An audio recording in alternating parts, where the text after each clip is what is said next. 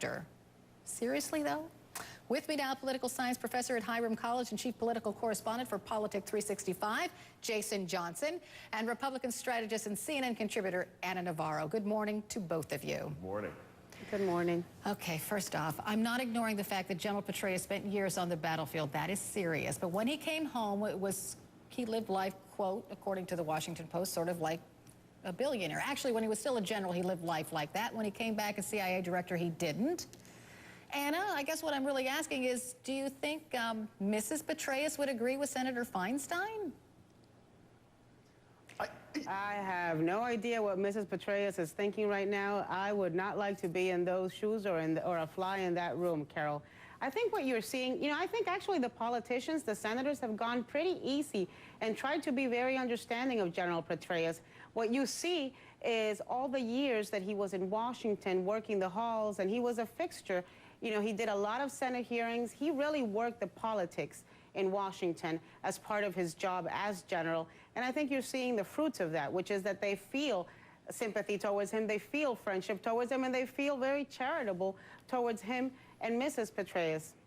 And Jason, I guess my second question, there was a time Patraeus was escorted by 28 cars, security, to a party at socialite Jill Kelly's house in Tampa. I get that he needs protection, but do our generals really need gourmet chefs and executive jets? Look, part of the reason that the Senate has been so nice to this guy is because, those who live in glass houses shouldn't throw stones. It's not like we don't see sex scandals in Congress all the time. And I have no problem with our generals being treated with a great deal of respect and having a great deal of perks. But that's not why this man cheated. Look, I can speak personally. I grew up in a military family. I was around the military all the time. These things happen. These things happen with captains. They happen with sergeants. So this is more of a reflection of military culture in general. It's not because he lived so well and he was trying to recapture his youth. There's just a lot of affairs going on, and that happens with powerful men and powerful women. Well, Anna, I guess it's sort of intriguing to me that he's being treated one way and the women involved in this scandal are seemingly being treated in an entirely different way. Well, that's because the women in this scandal don't have friends in Washington and don't have friends in the press and don't have spokespeople speaking to the press on their behalf. And, and I think it's because of the respect that General Patraeus has earned. Carol, I know a lot of generals. The Southern Command is stationed here in Miami. In fact, later today, I am going to the change of command for Southcom. We have a retiring general and a new general coming in. Most of these guys are really grounded, good people. Some of them get caught up in the trappings of the job, and the transition into a normal life becomes difficult. But I think it's a warning for all of us. When you let your position and your job become completely intertwined with your identity and your persona, when you lose that position, then you lose your identity, and the transition becomes that much more difficult.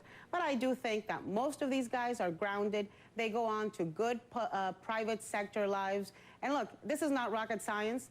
You want a private life, you go to the private sector. You want the perks that come with public life, you've got a public sector, you've got a public life, no private life. I think she said it very well, Jason.